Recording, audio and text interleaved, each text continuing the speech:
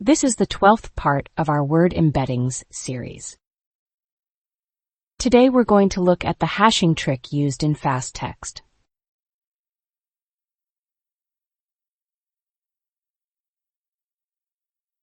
In the last video, we covered FastText's subword model and how words are decomposed into character n-grams. This time we're going to dig into how those subword embeddings are actually stored and retrieved. That means talking about the hashing trick, bucket arrays, and the hash function itself.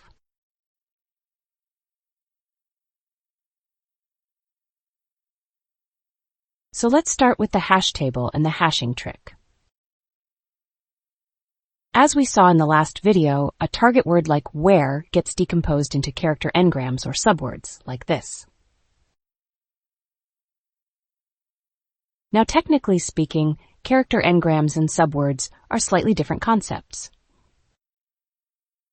But for our purposes here, we'll use them interchangeably, since what we really care about is the idea of breaking a word down into smaller units.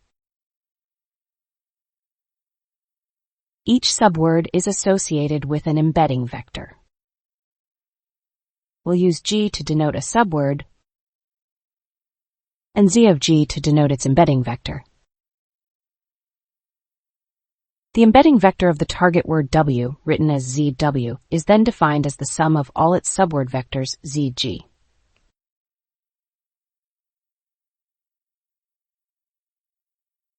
That's exactly what the formula from the last video represented. So the main question we want to answer today is this. How do we efficiently store each subword embedding vector ZG in memory? The challenge is that the number of unique n-grams can become extremely large. Let's think about two possible approaches. The first approach is to maintain an explicit vocabulary that assigns each n-gram string a unique index in the embedding table. This is the same general idea used in traditional word embedding models. Here's how it works. You first scan the corpus and extract all character n-grams. Each n-gram is then assigned a unique index, which is used to look up the corresponding row in the embedding matrix. Finally, you sum all the retrieved subword vectors to obtain the embedding vector of the target word. The problem with this approach is that the memory cost grows very quickly.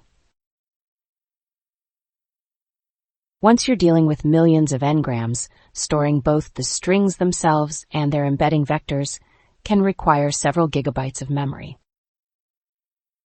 On top of that, every lookup requires string matching against the vocabulary, which introduces additional overhead. So, while this approach gives an exact representation for every n-gram, the memory cost makes it increasingly impractical as the corpus grows.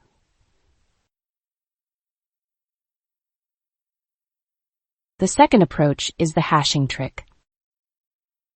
The hashing trick is a memory-efficient technique for mapping a massive number of character n-grams into a fixed-size vector space. Instead of maintaining an explicit vocabulary, you allocate a fixed-size bucket array, pass each n-gram through a hash function to obtain an integer, and then use that integer modulo the bucket size as the index into the bucket array. Let me walk through a simple example. A hash function takes a string as input and returns an integer. First, we allocate a hash table with a fixed size. In the original FastText paper, the authors set this size to 2 million. For simplicity, let's assume the size is 20 here. For each subword, we compute its hash value and take it modulo 20. The resulting value becomes the index into the hash table. So the first subword maps to row 12, and the second subword maps to row 1, and so on. No matter how many subwords exist, they all get mapped into this fixed size table. We then retrieve the vectors stored in those rows and sum them to obtain the final embedding vector of the target word.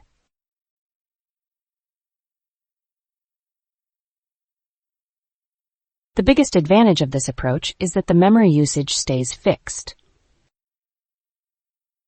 It does not matter how much the corpus grows because the bucket array size is fixed from the beginning.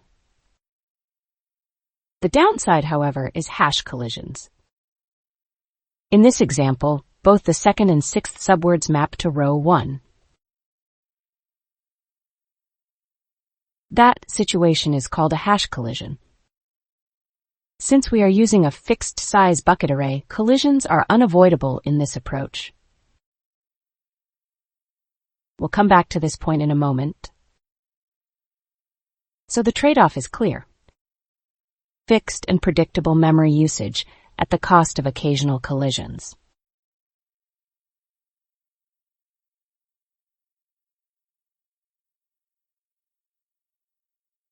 Now let's talk about the hash function itself. In section 3.2 of the original FastText paper, the authors mention that they use the Fowler-Knoll-Vogt hashing algorithm, or FNV for short, specifically the FNV-1A variant. More details about this function can be found at the link shown here, which also includes the following pseudocode.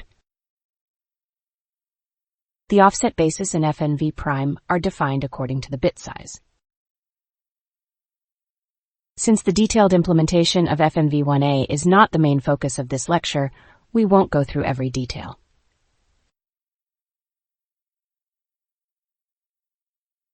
Here is a Python version of the FNV-1A pseudocode. As shown in the pseudocode on the left, the offset basis and FNV prime are set to the 32-bit constants. When we pass a subword string into the function, it returns an integer hash value. We then take that integer modulo, the bucket size, to obtain the bucket index corresponding to the subword.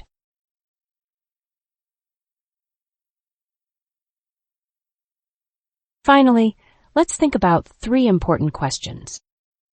The first question is, why did the authors choose FNV-1A instead of a general-purpose hash function? There are 2 main reasons. First, FNV-1A is deterministic and platform-independent. That means the same n-gram always maps to the same bucket index, regardless of the operating system or programming language. Some hash functions, such as Python's built-in hash function, apply random seeds for security purposes. As a result, the same input can produce different outputs across different program executions. That would be a serious problem for FastText, because the same n-gram must always map to the same bucket during both training and inference.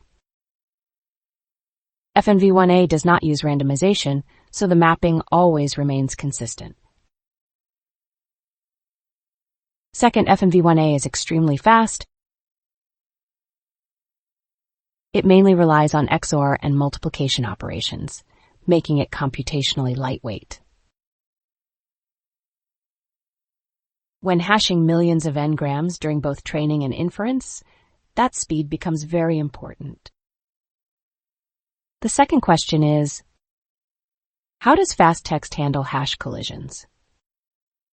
The short answer is, it does not explicitly resolve them. When 2 different n-grams map to the same bucket, they end up sharing the same vector during both training and inference. This does introduce some noise into the learned representations. However, the authors argue that with sufficiently large training data, the model can still learn meaningful representations and the practical impact remains small. Interestingly, there is also a potential upside.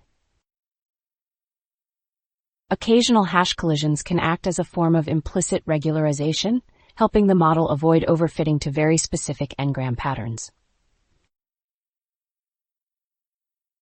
As a side note, database management systems also use hashing techniques to store and retrieve data. However, they usually invest considerable effort in resolving collisions through techniques such as linked lists or overflow pages. This is because database systems must store and retrieve data accurately. FastText follows a different philosophy.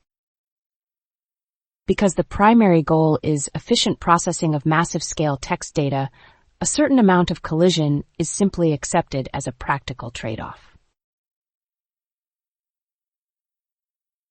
The third question is,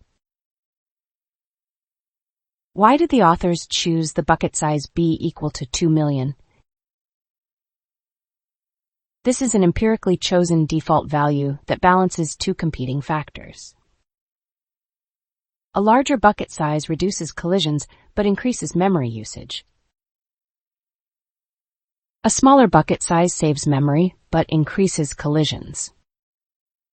If we assume a vocabulary of around 1 million words with roughly 20 n-grams per word, the total number of unique n-grams can easily grow into the tens of millions.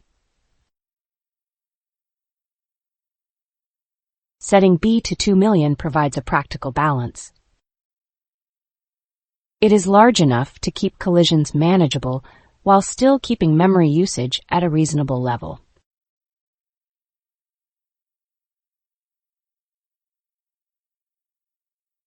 So far, we've explored the hashing trick and hash table used in FastText.